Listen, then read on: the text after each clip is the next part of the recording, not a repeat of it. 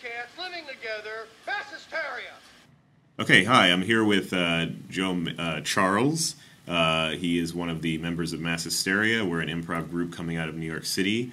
He's actually arguably sort of the guy who started the group, or he was one of the first people to sort of approach me about it. What do you think about the group so far? What do you think it's sort of realizing the goals that you had for it, or you hoped for it? I definitely would say that, like, you and Helen, I guess we were the original ones to, like, sit down and talk about doing this. And,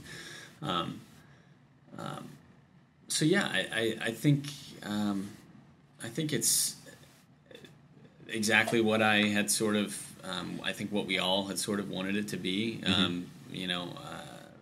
coming up with a group of people that we felt comfortable performing with, and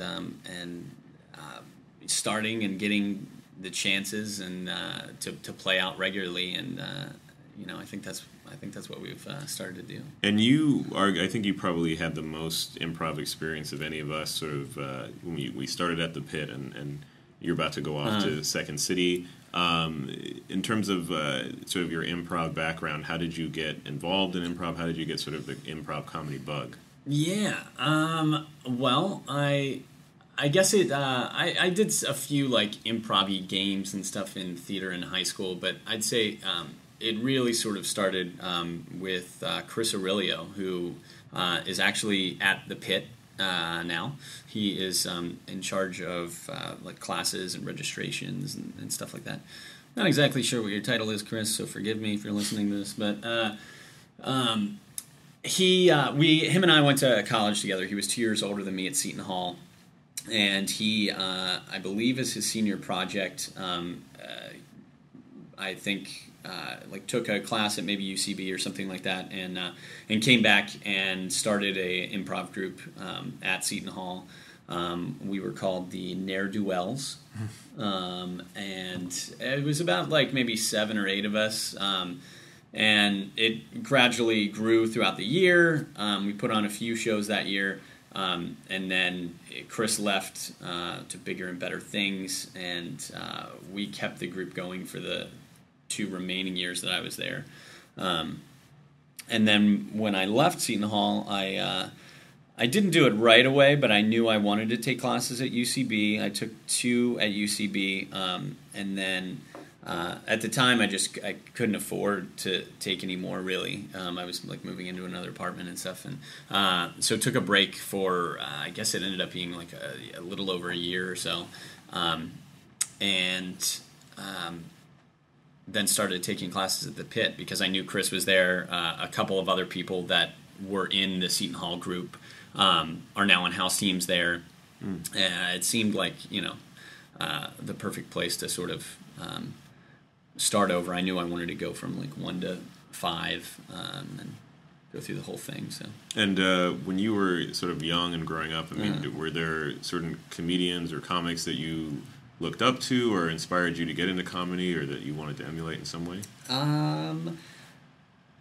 Yeah. I mean, I don't know that it's been one particular person from it doesn't have the time to be I was one. little. I mean, I know, I think you and I share this. Ghostbusters is, I think, probably my favorite movie. Right. I mean, Bill Murray has always been, like, a huge, I guess, inspiration and stuff. I loved all of his movies growing up. I loved, like, What About Bob and all that stuff. And over the years, I've definitely gotten an appreciation for a lot of, I guess, different kinds of talent. I love David Letterman's humor. I actually interned for his show for the latter part of my, like, senior year, and that was like an amazing experience. Did you have a lot of interaction with him, or? I didn't. No, I mean, like, no, interns didn't really interact with him too much. Sure. I think I saw him on the elevator or in the hallway like 2 or 3 times and said hey. but I was the head writers, like, basically sat right outside their office, so I was certainly interacting with them on a daily basis, which was amazing. Cool. And as far as your comic sensibility, I mean, what do you think you bring to the group that's sort of unique? What's sort of your speciality, so to speak? Speciality. I don't know. Maybe character stuff. At least that's always. I don't know. I don't know if I want to say the easiest thing for me, but I don't know. Like I know you had mentioned in one of these, or in one of the earlier podcasts with maybe Becky or something, that you find it easier to like go into a character, you know, because it's not necessarily you on stage. I definitely can relate to that. If you could play a character, just sort of any character that you've ever seen in a film or a play or a TV show, regardless of race, gender, anything, who would it be? That's a tough one. Any character, like an actual character from a thing. Regardless of when it came out, it could be something that came out before you were born. You could be the Godfather, or whatever. Okay. Oh man, I should have had these answers prepared.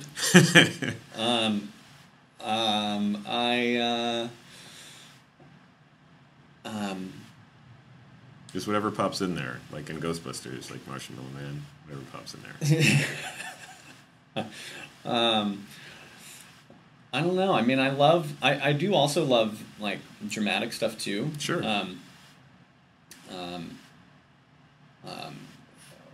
Why can't I think of it? Do you want to come back to that one? Like Long Day's Journey into Night is probably one of my favorite. That's pretty heavy. Shows, which is super heavy.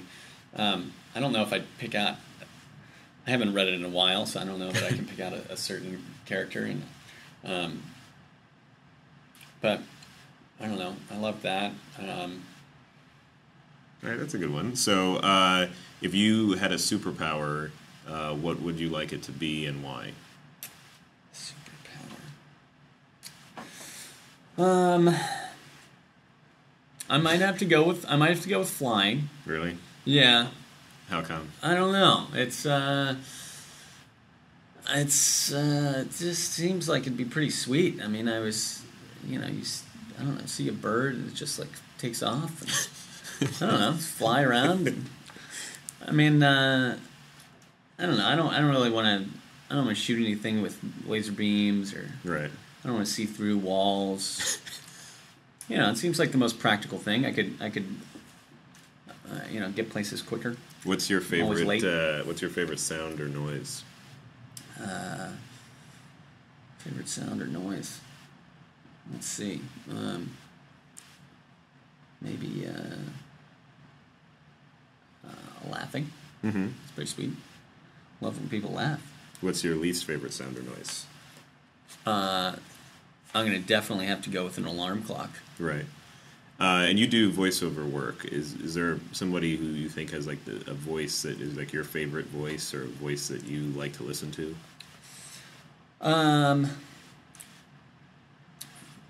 Favorite voice. I mean, in terms of voiceover stuff, I guess my biggest influences and the people that I've sort of come to hold as my biggest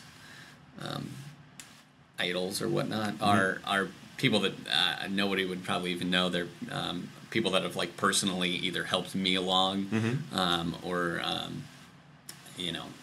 given me advice along the way or whatnot. A guy by the name of Justin Barrett used to be or I think is still the voice of TV Land, and I mean he has always been super awesome and open and willing to help me and give advice anytime I need. Same thing goes for Valerie Smaldone. I mean, these people are like, in names the industry, right? Yeah, they're just like, obviously nobody's gonna recognize their names, but they've been, you've heard their voices, I'm sure, countless times. Have you done any voiceovers yet for a product that you thought was sort of like goofy or embarrassing? Or have you been lucky enough not to have to do that? Goofy or embarrassing? I did a VO for a Mort Walker like web series thing. Okay, who's Mort Walker? He and the commercial, the thing that I did wasn't necessarily goofy. It was like such a goofy, funny voice. Mort Walker is the cartoonist that did Beetle Bailey. Oh, okay. He's alive? He is. Oh, okay. He's like super old. Yeah. They were the like comic. I don't know. Whoever is in charge of his stuff was like putting together these like clips or web series things that a friend of mine was working on and put them on his website. And so the voice was like this super cheesy, like 1940s newsreel-y kind of voice. Can you do it for like 10 seconds? Ooh, like Beetle Bailey, like 1940 something something. That's awesome. Yeah, something like that. Yeah. They're on some sort of Beetle Bailey website somewhere. You can dig them up. Okay. So I'm going to put you on the spot a little bit, which I can tell you would really enjoy.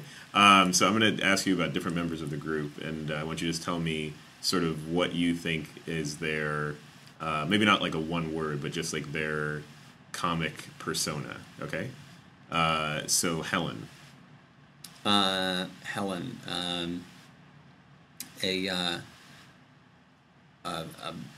a ball of energy. Okay, Tommy. Like a shy,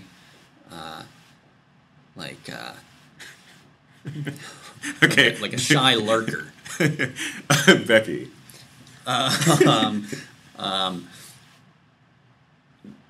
Moldable into anything and always hysterical. Dan. Evil genius. That one's pretty easy. Okay. Alex. Alex is I don't know, like a fun girl next door. Okay, and me, I guess. Like a Be nice.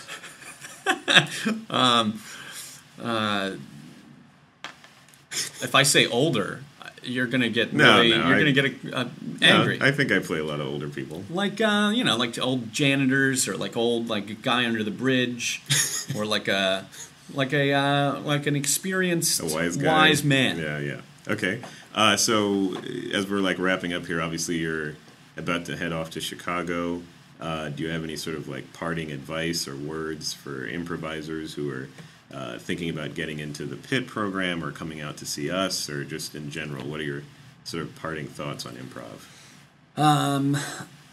Well, I would definitely say, if anybody is thinking about doing improv, or if it's ever crossed your mind, I would definitely encourage anybody to do it. I'm a firm believer in, I feel like in the last 2 years, this has really sort of cemented itself as a something I believe in, and that is, take chances and take risks and do things that you want to do, even if they're scary, and even if it means, going to Chicago when you have bought a plane ticket and spent money on classes and you have nowhere to stay yet. Oh, no, you don't have a place to stay. Well, that's true. But the point is, I don't know, do what it is that you want to do. And if that's taking improv classes, do it. Get on stage. Make fun of yourself. Well, I appreciate you sitting down with me, and we're going to miss you while you're in Chicago. I'm going to miss you guys. And come out and see us. Mass Hysteria will be at a theater near you. Thanks, Joe. Thanks, buddy.